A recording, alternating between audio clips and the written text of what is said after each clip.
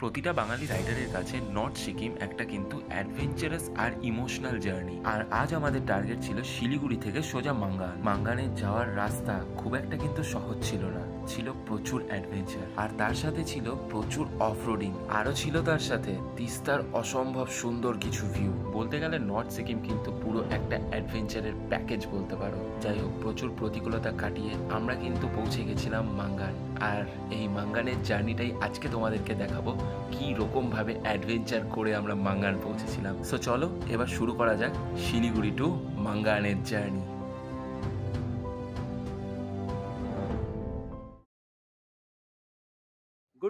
Good morning from Siliguri. তোমাদেরকে আবারও welcome জানাই আমার নর্থ সিকিম রাইডের সেকেন্ড এপিসোডে।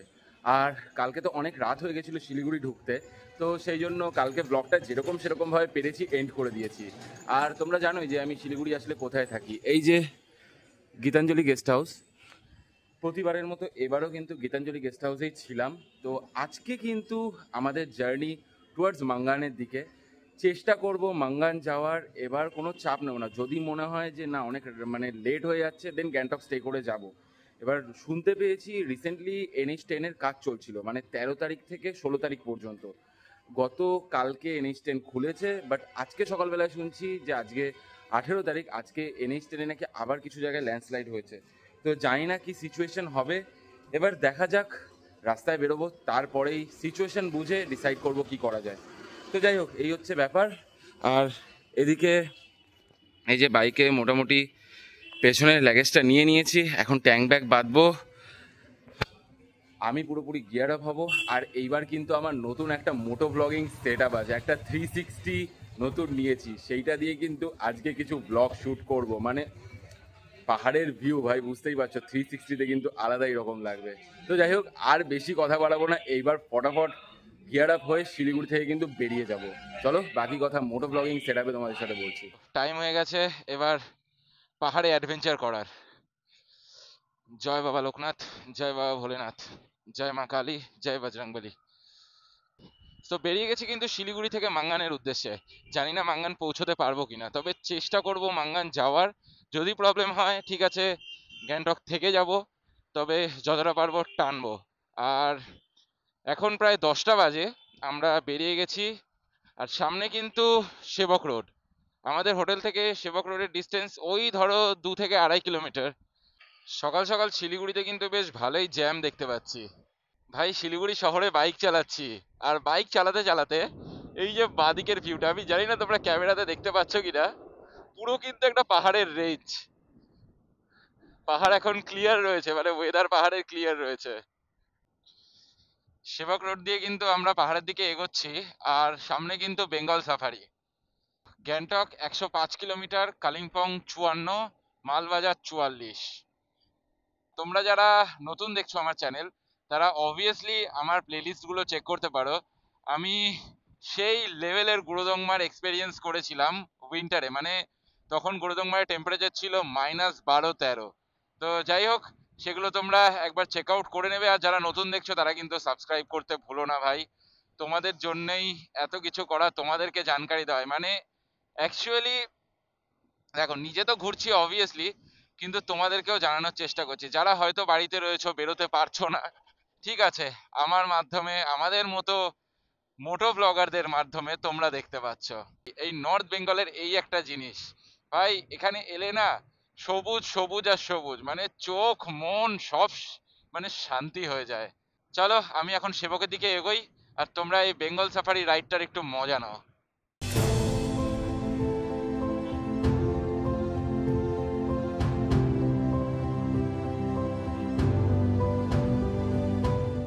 তো ফাইনালি সেই সময় চলে এসছে, এবার চড়াই উতরাইয়ের জার্নি শুরু, আর তোমাদেরকে পাহাড়ের ভিউ দেখানো।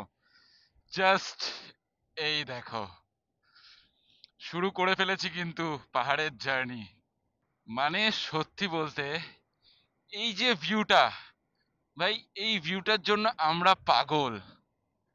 যে এই ভিউটার জন্যই কিন্তু ছুটে ছুটে আসি এই এত শয়ে শয়ে কিলোমিটার আমরা জার্নি করে। আর এই যে সেবকের রেলগেট, রেলগেট পার করছি এখন। আর তোমাদেরকে দেখাতে পারবো এবার যে তিস্তার কি কন্ডিশন হয়েছিল। মানে কিছুদিন আগেও কিন্তু তিস্তার জল রাস্তার ওপরে উঠে গেছিল। তো এখন রোডের কন্ডিশন কি আছে সেটা তোমাদেরকে আজকে দেখাতে পারবো। ওয়েদারটা দেখো ভাই, জাস্ট একদম ক্লিয়ার। আমরা কিন্তু পৌঁছে গেছি সেবক, আর সেবকের এইটা হচ্ছে সেই ফেমাস কালী মন্দির। এই যে, হে মা কালী রক্ষা করো ঠাকুর। আর সামনে আমরা করোনেশন ব্রিজের পাশে এক জায়গায় দাঁড়াবো, দাঁড়িয়ে আমরা মোমো খাবো আজকে। গুড মর্নিং ফ্রম সেবক করোনেশন ব্রিজ। আর আমরা কিন্তু শিলিগুড়ি থেকে জার্নি শুরু করে দিয়েছি সকাল 10টাতে, আর এখন এসে পৌঁছেছি সেবকের করোনেশন ব্রিজে। আর প্রতিবারের মতো সেবকের করোনেশন ব্রিজে কিন্তু আমি এবারও মানে এখানে একটা ছবি তোলার একটা স্টেশন চলে। তো যাই হোক, ছবি ফবি তুললাম, আর এখানকার ভিউটা তোমাদেরকে দেখাচ্ছি। ওয়েদার কিন্তু একদম ক্লিয়ার, জানি না ওপরে কি আছে। তো যাই হোক, এখানকার ওয়েদারটা তোমাকে দেখাচ্ছি। এই যে দেখতে পাচ্ছ, ওয়েদার একদম ক্লিয়ার, আর এদিকে তিস্তার ভিউটা ঠিক এই রকম। তো যাই হোক, এই হচ্ছে ব্যাপার। পাহাড়ের জার্নি কিন্তু আমাদের শুরু হয়ে গেছে, আর এখন এখান থেকে গ্যাংটকের ডিস্টেন্স 90 কিলোমিটার মতো। আমাদের ইচ্ছা আছে মাঙ্গান ঢুকবো, তবে জানি না রাস্তা ওয়েদার সবকিছু সাথ দেবে কিনা। এই এই কলা দিয়েছে, কলা দিয়ে ওই দেখো ওদের কলা খাচ্ছে। হ্যালো।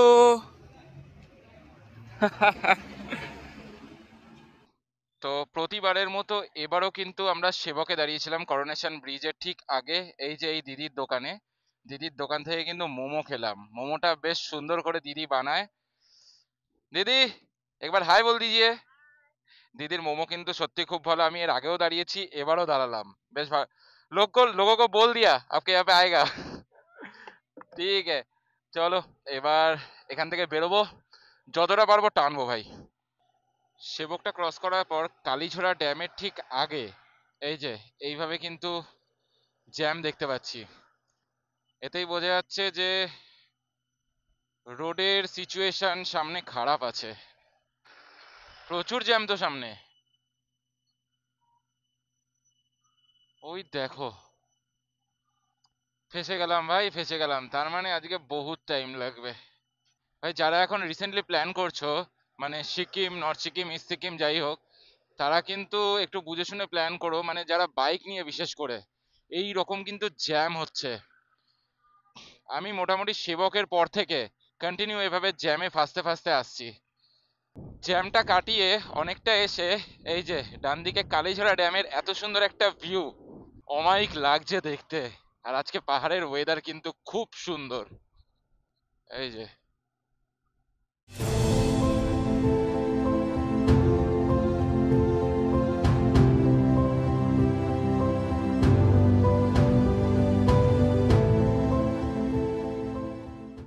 এই যে মিলিটারির গাড়িগুলো ভাই, এরা হয়তো মানে নর্থ সিকিম, ইস্ট সিকিম এইসব জায়গাতেই যাচ্ছে। ভাই একবার ভাবো তো, যে ঘর বাড়ি ছেড়ে এই বরফের মধ্যে মাসের পর মাস কাটানো, দেশের জন্য লড়াই করা, ভাই কজন পারবে। সত্যি আপনাদেরকে স্যালিউট, যে আপনারা আমাদের জন্যে এত কষ্ট করে আপনারা বর্ডার এরিয়াতে থাকেন। ঝড় বৃষ্টি বন্যা বরফ কোনো ম্যাটার করে না আপনাদের কাছে। Welcome to NH10। Last update, এই রাস্তায় অনেক জায়গায় খারাপ ছিল, সেই কাজগুলো কিন্তু গত 13 তারিখ থেকে 16 তারিখ, 13ই অক্টোবর থেকে 16ই অক্টোবরের মধ্যে 3 দিন এই রোড বন্ধ ছিল। তখন এই রোডের কাজ চলেছে। এবার গতকালকে ওপেন হয়েছে, জানি না নেক্সট রোডের কন্ডিশন কি আছে। ভিউ গুলো দেখো, ওফ ভাই, আরো উপরে উঠবো আরো সুন্দর হয়ে যাবে এই ভিউ। এর মধ্যেই কিন্তু রোডের কাজ হয়েছে। আর এই দেখো, একদম নতুন কিন্তু পিচ বসেছে রোডে। মানে এইসব জায়গাগুলোতে কিন্তু হয়তো ল্যান্ডস্লাইড হয়েছিল, বা তিস্তা ওভারফ্লো হয়ে গিয়ে এইসব জায়গাতে কিন্তু জল উঠে গেছিল। আর এখনো রোডের কাজ চলছে। এই যে এখনো রোডের কাজ চলছে। এই যে এই রাস্তাটা শিটং আর অহলধারা উঠে যাচ্ছে। এই যে বাদিকে এই যে রাস্তাটা উঠে গেল, এটা দিয়েই কিন্তু তোমরা সেবক রোড দিয়ে এলেও এই রাস্তা দিয়ে দার্জিলিং যেতে পারবে। আমরা কিন্তু তিস্তা বাজারে ঢুকছি। ডান দিকে তিস্তার ভিউটা দেখো। এই যে এখন ক্রস করছি তিস্তা বাজার। এই জায়গাগুলো ভেঙে বেরিয়ে গেছিল, আবার এই সাইডগুলো কেটে এখান দিয়ে রাস্তা বানানো হয়েছে। আর এখন তিস্তাটাকে দেখছো যে এতটা নিচে, বাট কিছুদিন আগেও কিন্তু এই রাস্তার ওপরে জল উঠে গেছিল। পাহাড়ের মানুষরা কত কষ্ট করে থাকে। আমরা সমতলে থেকে এখানে আনন্দ করতে আসি ঠিকই, বাট ওদের যে লাইফে কতটা স্ট্রাগল করতে হয় একমাত্র ওরাই জানে। তো যাই হোক, আবার শুনলাম দার্জিলিং ওপেন হয়েছে, রাস্তাগুলো ঠিকঠাক হয়েছে। ভগবানের কাছে প্রে করব যেন এইরকম আবার যেন না হয়, যেন তারা ভালো থাকে, পাহাড় যেন ভালো থাকে। এইসব জায়গাগুলো কিন্তু ল্যান্ডস্লাইড হয়ে নিচে চলে গেছে, আর এইসব জায়গা দিয়েই নতুন করে রোডের কাজ হচ্ছে। কালিম্পং ডিস্ট্রিক্ট ট্রাফিক পুলিশ, আর আমরা এখন তিস্তার ব্রিজ পার করব।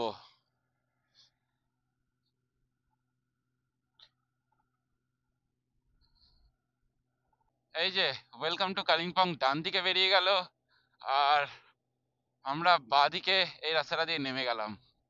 আর মেল্লি বাজার ঢোকার আগে কিছুটা জায়গার রাস্তার কন্ডিশন খারাপ আছে, মানে এদিকেও হয়তো রাস্তা ধসে পড়েছিল, সেই জন্য জায়গাগুলো নতুন করে তৈরি করা হচ্ছে। আর ওই যে মেল্লি ব্রিজ, আমরা নেব সোজা রাস্তা। বাঁদিকের যে এই রাস্তাটা, এটা কিন্তু পেলিং এর দিকে যায়, মানে ওয়েস্ট সিকিম কিন্তু এই রোডটা যায়, মানে এই ব্রিজটা। এখান থেকে রংপুর ডিস্টেন্স আর 18-19 কিলোমিটার মতো আছে। শিলিগুড়ি থেকে কিন্তু আমরা বেশ ভালো টেনেছি। 10টার সময় শিলিগুড়ি থেকে বেরিয়ে এখন 12টা 40 বাজে। আর আমরা কোথায় রয়েছি?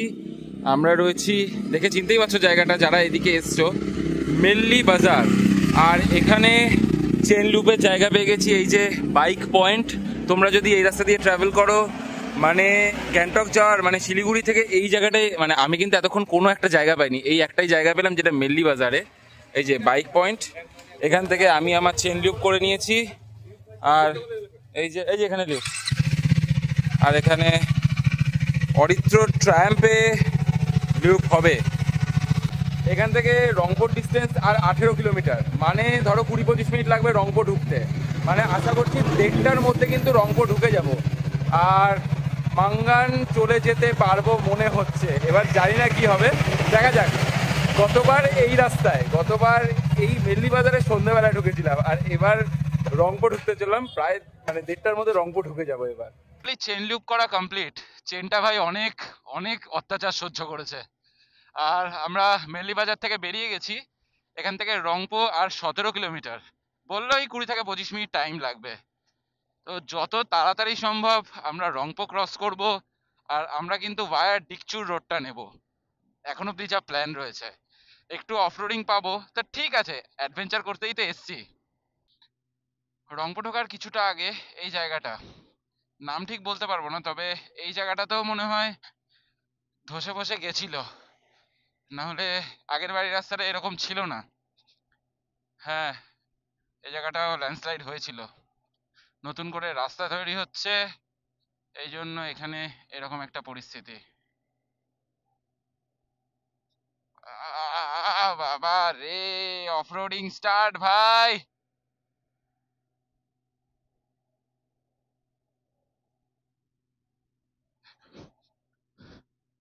এই বাপরে বাপরে বাপ, এই অ্যাডভেঞ্চারের জন্যই তো এই নর্থ সিকিম, মানে এই সিকিম আসা। দেখো, চাইলে তো দার্জিলিং এর আশেপাশে বহু জায়গা আছে, কিন্তু ভাই দার্জিলিং হচ্ছে একটা সুইট অ্যান্ড কিউট প্লেস, এরকম একটা আমার কাছে আমার মনে হয়। আর সিকিম, বিশেষ করে নর্থ সিকিম, ভাই টু মাচ অ্যাডভেঞ্চারাস। আর এই অ্যাডভেঞ্চার জিনিসটা আমার ভাই খুব পছন্দের। মানে তুমি লক্ষ্য করে দেখবে, আমার প্রত্যেকটা রাইড অফরোডিং অ্যাডভেঞ্চার থাকবেই, আর এই জিনিসটা আমি খুব ভালোবাসি। ভাই এই জায়গাটা দেখো কিভাবে এখান দিয়ে ল্যান্ডস্লাইড হয়েছে। এই যে নিচে তিস্তা নদী, আর এই জায়গাটা এইভাবে ঠিক ল্যান্ডস্লাইড হয়েছে। ভয়ঙ্কর লাগছে ভাই, ভয়ঙ্কর। রংপুর 8 কিলোমিটার, বাড়ি থেকে, মানে কলকাতা থেকে 652 কিলোমিটার রাইড করে চলে এসেছি রংপুর ব্রিজ, গ্যাংটক 38 কিলোমিটার। আর সিকিম কিন্তু এন্টার করছি। এই হচ্ছে সিকিম, ফাইনালি ওয়েস্ট বেঙ্গলকে ছেড়ে দিলাম আমরা সিকিমের রংপো ব্রিজে, এবার খানিকক্ষণ দাঁড়াবো। শিলিগুড়ি থেকে বেরিয়েছিলাম সকাল 10টার সময়, আর এখন বাজে 1:30। আমরা কিন্তু রংপো ব্রিজে দাঁড়িয়ে রয়েছি। আর জানোই তো রংপো ব্রিজের ওই সাইডটা ওয়েস্ট বেঙ্গল, এই সাইডটা কিন্তু সিকিম। তো 3.5 ঘন্টায় আমরা পৌঁছে গেছি রংপো। মিডিলে কিন্তু 30-40 মিনিটের জন্য আমরা কিন্তু দাঁড়িয়েছিলাম সেবকে, ওখানে আমরা মোমো খেয়েছি জানোই।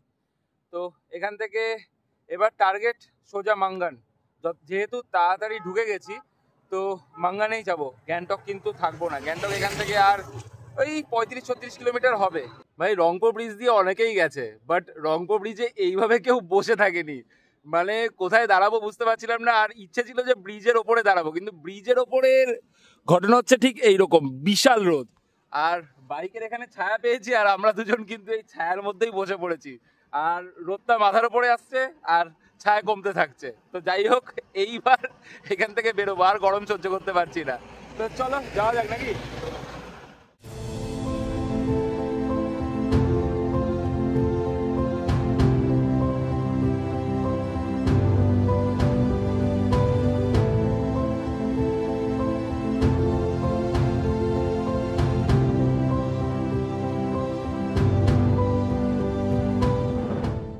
सर जी, एक्सक्यूज मी सर जी, मंगन जाना है।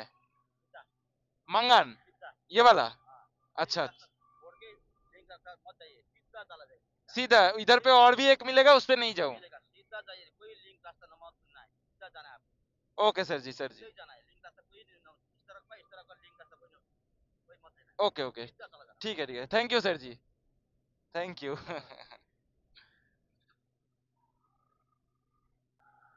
রয়েছে এখন সিংথাম বাজারে। আর এখান থেকে কিন্তু মানে সিংথাম ব্রিজটা ক্রস করার পর বাদিকে যে রাস্তাটা ঢুকে গেছে ওই রাস্তাটাতে তোমরা ঢুকবে, ঢুকে সোজা যেতে হবে মাঙ্গান। আর সামনে কিন্তু ডিকচুতে বেশ ভালো অফরোড আছে যেটুকু খবর পেলাম। আর এই অফরোডিং করতেই তো আসা। তো চলো তোমাদের সাথে শেয়ার করব অফরোডিং, আর বলেছি নেক্সট লেভেল কিছু দেখাবো। তো দেখো এখানকার কুকুরগুলো কি সুন্দর হয় ভাই দেখতে। সিংথাম থেকে মাঙ্গান যাওয়ার রাস্তায় ঠিক এইভাবে কিন্তু মানে রাস্তা ভেঙে গেছে, আর এই যে টুকটাক অফরোডিং কিন্তু শুরু হয়ে গেছে। ভাই কি ধুলো রে।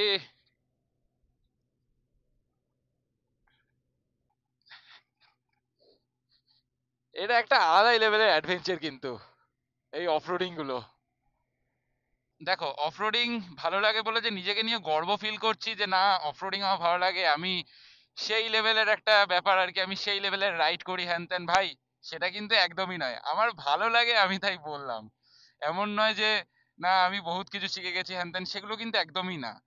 আর ভগবান সাথে আছে বলেই কিন্তু করতে পারি, আর তোমরা অবভিয়াসলি ভালো চাও আমার, তাই হয়তো এগুলো পসিবল হয়। আর এই যে সামনে আবার দেখো, চলো ঠিক আছে কোনো ব্যাপার না, let's enjoy man man man man. এই বাবারে,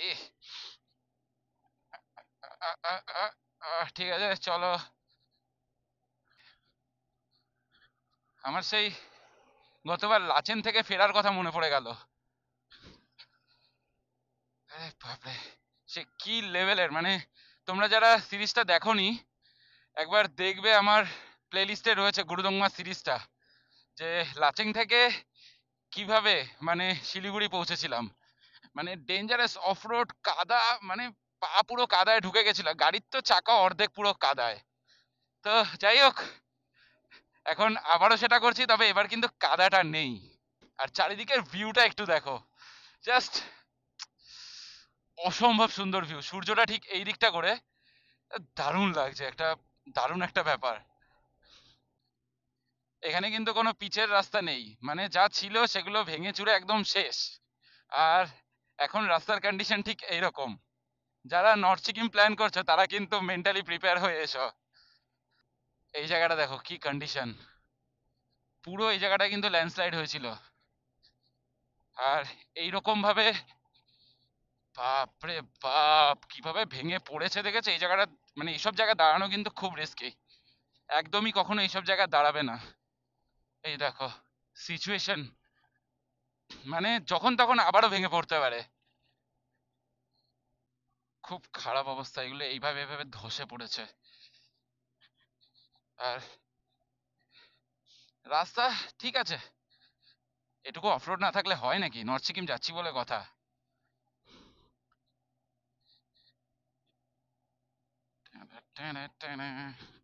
Okay, চলো, এখানে লেখাই রয়েছে নর্থ সিকিম, সাউথ সিকিম, লাচুং, লাচেং, চুংথাম, সব এইদিকে।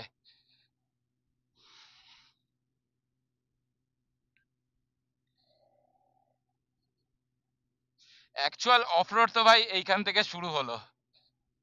এই দেখো ভাই কি লাগছে, ওফ, একটা ছবি তো তুলতেই হবে। দাঁড়িয়েছি খামদং খোলা ব্রিজে, আর পেছনে অরিত্র আসছে। আর আমি দেখলাম একা অনেকক্ষণ ধরে রাইড করছি, তো একটু দাঁড়ানো যাক। আর দাঁড়ানোর আরেকটা রিজন আছে, এই জায়গাটার ভিউ দেখাচ্ছি। দেখো কি অসম্ভব লেভেলের একটা ভিউ, মায়াবী পুরো লাগছে কিন্তু। এ দেখো ভাই, সিকিম সত্যি অদ্ভুত। ওই দেখো নিচে, ওটা মেবি তিস্তাই হবে, কারণ তিস্তা ছাড়া তো আর কোনো নদী নেই। তো যাই হোক ভাই, নেচার যদি ফিল করতে চাও তোমাদের সিকিম আসতে হবে, আর অ্যাডভেঞ্চারও কিন্তু হয়ে যাবে। এখান থেকে মাঙ্গানের ডিস্টেন্স আর 17 থেকে 18 কিলোমিটার। সামনে কিন্তু ডিকচু ব্রিজ, আর একটুখানি রয়েছে, দেন পৌঁছে যাব মাঙ্গানে। দেখো জায়গায় জায়গায় এইরকম সিচুয়েশন, ঠিক কিভাবে পাহাড়টা ভেঙেছে দেখেছো? এই দেখো রিসেন্টলি মানে এই ভাঙাগুলো কিন্তু ভেঙেছে। দেখো কি অবস্থা এখানে, এই যে এই জায়গাটার পরিস্থিতি দেখো, ওরে বাপরে। চলো, ডিকচু ঢোকার আগে এই রাস্তাগুলো কিন্তু একদম নতুন হয়েছে, একদমই নতুন। দেখেই বোঝা যাচ্ছে একদম নতুন পিচ পড়েছে, আর চারিদিকে রাস্তার কাজও হচ্ছিল। আর এই দেখো রোলার, মানে এরপরে নেক্সট মান্থ যারা তোমরা প্ল্যান করছো নর্থ সিকিম, তো তাদের আর কোনো সমস্যা হবে না, তারা অফরোডিং ফফরোডিং কিছু পাবে না, একদম চিল করতে করতে উঠে যাবে নর্থ সিকিম। আহ, এখানে আবার একটু খারাপ, ও ভাই। ঠিক আছে চলো, কোনো ব্যাপার না। তোমাদের একটা সাজেশন দেব, আহ, যারা এইসব রাস্তায় রাইড করবে, মানে এরকম অফরোডিং জায়গা যেগুলো ধরো রিসেন্টলি ল্যান্ডস্লাইড হয়েছে বা ভেঙে গেছিল, সেই সব রাস্তায় একদম কিন্তু ধার ঘেঁষে রাইড করবে না ভাই। এসব রাস্তাগুলো কিন্তু উইক, এই দেখো কি অবস্থা। এসব রাস্তার সাইড গুলো কিন্তু একদম উইক হয়। অনেক সময় কি হয়, এই রাস্তাটা তো এখানটা এরকম দেখা যায় যে তলায় হয়তো মাটি নেই, তো খুব সাবধান, যতটা পারবে প্রয়োজন ছাড়া ওইদিকে যাবে না, একদম ডান দিক ঘেঁষে ঘেঁষে চালাবে। তাই বলে একদম অন্য গাড়ির সাথে ঠুকে দিও না সেটা নয়, তবে যতটা পারবে সাবধানতা অবলম্বন করে কিন্তু চালাবে। আমি দেখুন ভাগাচ্ছি বাইক, ও ভাই সেই লাগছে, সেই লাগছে।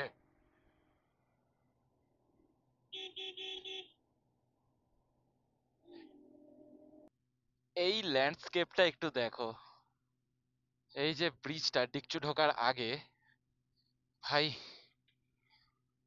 এই জন্যই আমি বলি সিকিম হচ্ছে, বিশেষ করে north Sikkim, too much adventurous. এরকম অফরোডিং, এরকম ভয়ঙ্কর পাহাড় তুমি খুব কম পাবে।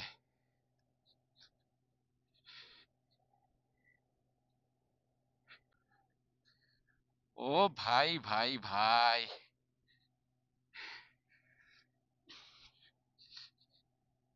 বেশ সালা, ঠিক আছে।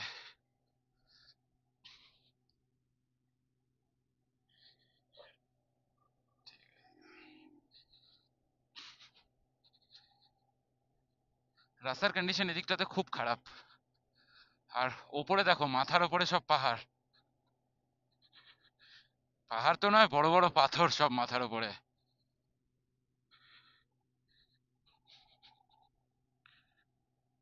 ওরে উরি বাপরে, দেখো এত বড় বড় পাথর ওপর থেকে ভেঙে পড়েছে, মানে একটা পাথরই একটা বিল্ডিং এর সমান। উফ,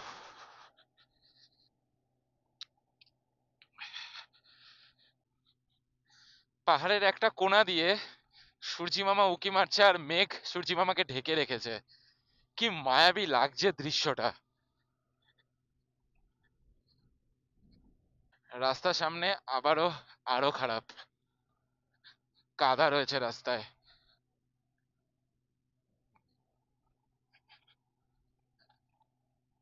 এই কাদার মধ্যে কিন্তু একদমই ব্রেক ইউজ করবে না।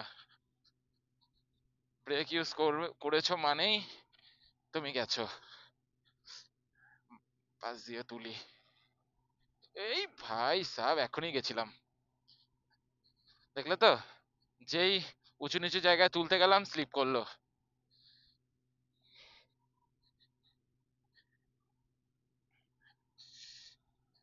দেখো চাকা বিশাল স্কিড করছে এই জায়গাগুলোয়। সামনে রাস্তা দেখতে পাচ্ছো কি পরিস্থিতি? ভাই কাদা, প্রচুর কাদা, পা তো নামানোই যাবে না। ভাই নাগার কথা মনে পড়ে গেল, সেই গুরুদংমা রাইডের সময় নাগা দিয়ে যেই কাদাটা আমরা ফেস করেছিলাম। अरे भाई साहब, बहुत খারাপ রোড। এই এই এই এই দাঁড়াতেই হবে আমাকে, না হয়ে গেল, কাদাতে পা রেখে দিয়েছি। চলিয়ে চলিয়ে চলিয়ে, আরে ভাই সাহাব, সামনে আবারও রাস্তা খারাপ। এই দেখো, এই ভাই এখনই সামনের চাকা স্কিড করছিল।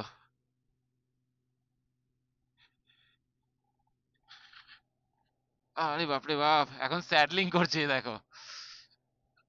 সামনেই ডিকচু, প্রায় চলে এসেছি।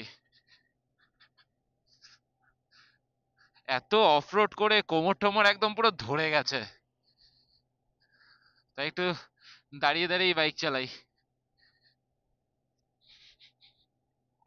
সামনে উঁচু দেখেছো? অফরোডিং এর মধ্যে কিরকম উঁচু। ভাই সাহাব, ওঠ ওঠ, তু শের মেরা।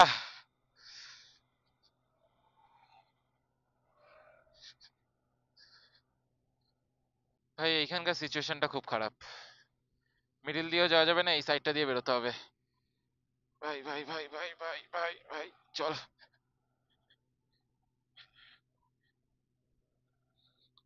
এই জায়গার রোডটা কিরম ভাবে নেমেছে দেখো, লিটারালি ভয় লাগে না এসব দেখলে? হা হা, এই তো মজা। ভাই প্রথমবার কি ভয় পেয়েছিলাম আমি, আমার এখনো মনে পড়ে। উরে বাপরে, মানে সেইবার যখন আমি এই রাস্তাগুলো দিয়ে নামছি, মানে আমার সেই, মানে হার্ট বেরিয়ে গেছে এমন একটা ব্যাপার ভয়ে। যাই হোক, দেখো কিভাবে পাহাড়ে পাথর কাটিং এর কাজ হয়। এই যে এই জেসিবিটাতে এই যে রডটা লাগানো আছে, ওটা দিয়েই কিন্তু ধাক্কা মেরে মেরে পাথর কাটিং হয়, মানে রাস্তাটাকে চওড়া করছে।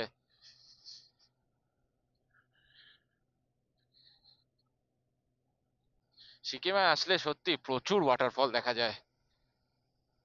এই রে, ওয়াটারফল দেখবো না অফরোড করবো? এই এই দেখো ওয়াটারফলটা, ও ভাই সাহেব,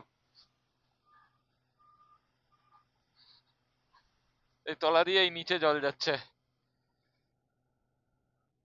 এখানে একজনকে জিজ্ঞেস করলাম, বললো আর 5 কিলোমিটার মতো রাস্তা এরকম রয়েছে। তারপরে মাঙ্গান, মানে এখান থেকে মাঙ্গানার বললো 14-15 কিলোমিটার, 5 কিলোমিটার রাস্তা খারাপ, তারপরে 10-12 কিলোমিটার একদম চাকাচাক রোড আছে। এই 5 কিলোমিটার মানে ক্রস করতেই তো অনেক টাইম লেগে যাবে। ওহ,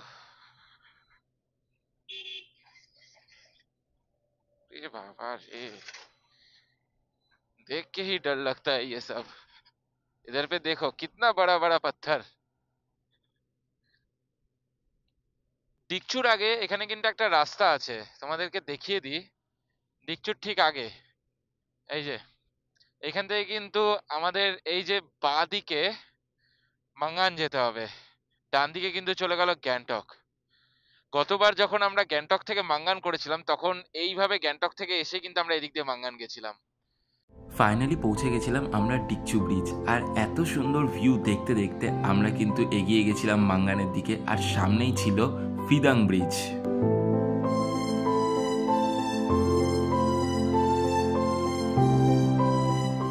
তোমরা জানো কিনা জানি না, কিছুদিন আগে কিন্তু এই ফিদাং ব্রিজের কন্ডিশনও খুব খারাপ ছিল।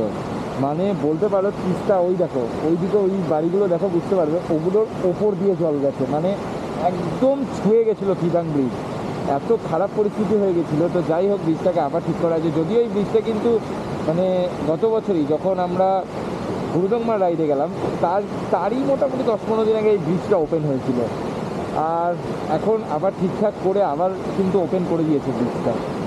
ওই দিক দিয়েও লাচুং যাওয়া যায়। আমরা এটা নেব না, আমরা সাংকালাং ব্রিজ নেব কালকে। তো যাই হোক, ফিদাং ব্রিজের এখানে দাঁড়িয়েছিলাম, তিস্তার ভিউ অসম্ভব, মানে ভয়ঙ্কর একটা ভিউ। খুব ইচ্ছে নিচে যাওয়ার, বাট এখন তো যাওয়া হবে না। তো চলো মাঙ্গানের দিকে এগোই। 360-তে রেকর্ড করছি, এই জন্য একটু কাছ থেকে কথা বলতে হচ্ছে, মাইক্রোফোনের সাথে অ্যাড নেই, এর ইনবিল্ট মাইক্রোফোন যেটা সেটা দিয়ে কিন্তু রেকর্ড হচ্ছে। আর এখন আর অফরোড নেই, একদম মানে ফিদাং ব্রিজ থেকে এখন যে মাঙ্গানের যে রাস্তাটা পুরোটাই কিন্তু ভালো, যেটুকু খবর পেয়েছি। তো চলো এবার 360-তে রাস্তাটার ভিউটার একটু মজা নাও, আর আমি এখন সোজা মাঙ্গান পৌঁছাই। আর এভাবেই প্রচুর অ্যাডভেঞ্চার, প্রচুর অফরোডিং আর প্রচুর সিনিক বিউটি এনজয় করতে করতে আমরা কিন্তু ফাইনালি মাঙ্গান পৌঁছে গেছিলাম। প্রচুর টায়ার্ড ছিলাম, তাই আর সেইভাবে আর ভ্লগ শ্যুট করিনি। আর যাই হোক, পুরো ভ্লগটা তোমাদের কেমন লাগলো অবভিয়াসলি কিন্তু কমেন্ট করে জানিও। আর যারা নতুন দেখছো তারা সাবস্ক্রাইব করতে ভুলো না। আর এটুকুই বলবো, আমার পাশে থেকো।